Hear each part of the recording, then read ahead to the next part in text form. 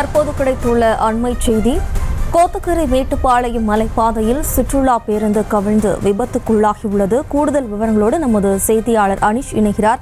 வணக்கம் அனிஷ், விபத்து குறித்த மேலும் விவரம். வணக்கம்.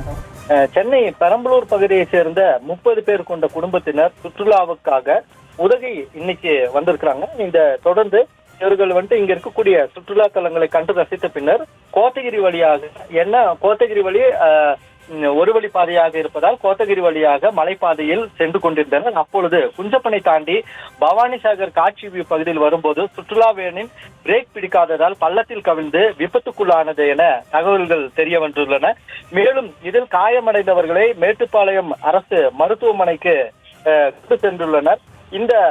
இதில் பேருந்தில் வந்து கொண்டிருந்த போது காயமடைந்தவர்களை மீட்டு மேட்டுப்பாளையம் கோத்தகிரி அரசு மருத்துவமனையில் சிகிச்சைக்காக அனுமதித்துள்ளனர்.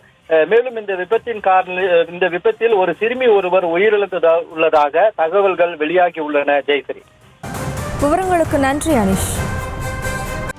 செய்திகளை உடனுக்குடனும் துல்லியமாகவும் தெரிந்து கொள்ள சப்ஸ்கிரைப் பண்ணுங்க.